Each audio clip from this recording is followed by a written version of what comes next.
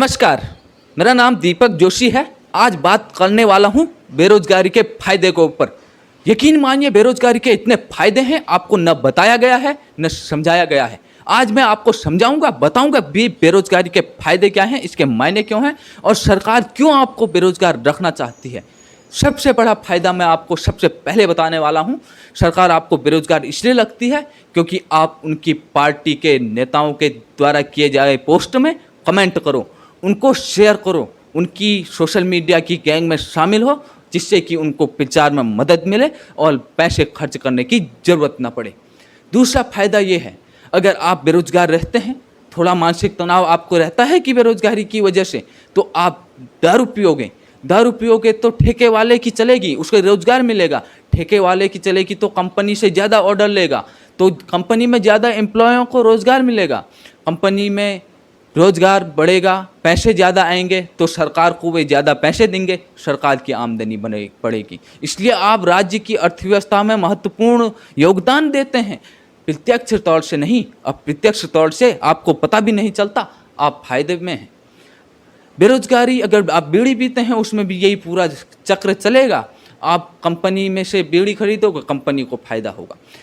यानी कि नुकसान क्या है बेरोजगार होने का, ये मैं आज तक नहीं समझ पाया। अगर आप बेरोजगार रहते हैं, आप अपने मेहमानों के लिए हास्य का एक विषय बन जाएंगे। हास्य, कॉमेडी, यानी कि उनको खुशी मिलेगी आपके कारण। अगर किसी को खुशी आती है तो इससे बड़ा पुण्य का काम क्या हो सकता है, ये मैं कुछ नहीं मानता इससे ज़्यादा पुण्य का काम।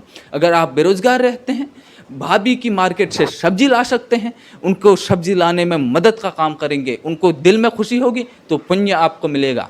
अगर किसी पड़ोसी के टैंकी में मिट्टी जमा हो गई है, उस मिट्टी को साफ करने के लिए आपका इस्तेमाल किया जाएगा, क्योंकि आप बेरोजगार हैं और उनका भी थोड़ा काम हो जाएगा। उस पड़ोसी का काम आप आ रहे हैं, इस बात को आपको मानना पड़ेगा।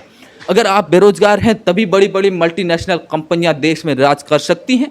फेसबुक, यूट्यूब, इंस्टाग्राम, ट्विटर, जिसमें भी पोस्ट, कमेंट, रिट्वीट या रील्स बनाने का काम जो बेरोजगार भाई बहन करते हैं, अगर ये करना बंद कर दें तो बड़ी बड़ी कंपनियां सड़कों में आ जाएंगी।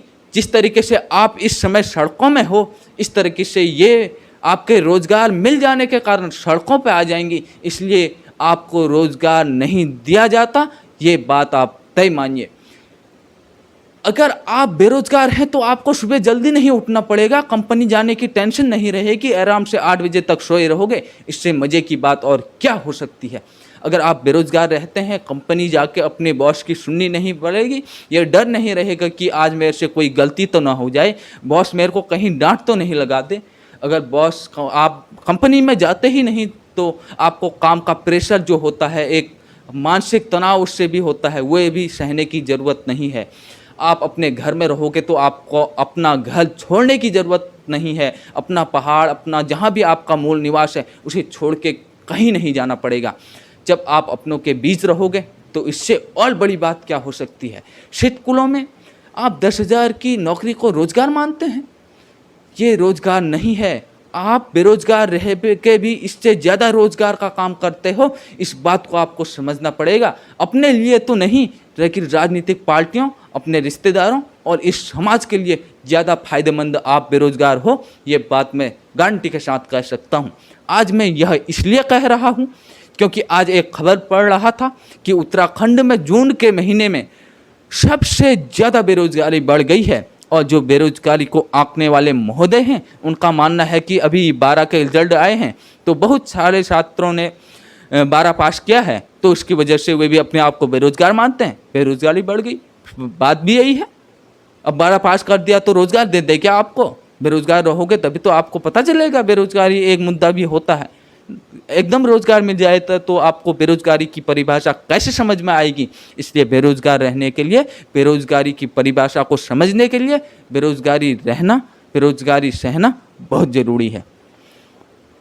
मैं इसलिए बात कर रहा हूं दोस्तों, क्योंकि जब हम बेरोजगारी पर बात करते हैं, बेरोजगारी पर सरकार के खिलाफ बोलते हैं या कुछ भी बोलते हैं, कुछ भी लिखते हैं, तो कुछ सरकार प्रेमी लोग, सरकार के प्रेमी जो दोस्त होते हैं, भक्त होते हैं, वे हमसे नाराज़ हो जाते हैं।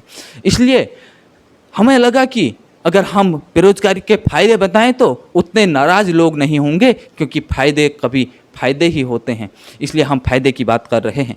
इसलिए आपको भी कोई बेरोज़गारी का फ़ायदा लगता है, बेरोज़गारी के महत्वपूर्ण योगदान आपका है, तो इसको हमको बताइए। और दम पीने से जो आपको पावरफुल बनाती है और मानसिक लोगों से जो शारीरिक रोग होते हैं उनसे दूर रखती है। इसलिए आप जो करते हैं करते रहिए, बेरोज़गारी पे ज़्यादा सवाल मत उठाइए, और कोई फ़ायदा की बात है तो कमेंट में अवश्य कीजिए। बहुत बहुत धन्यवाद, नमस्कार।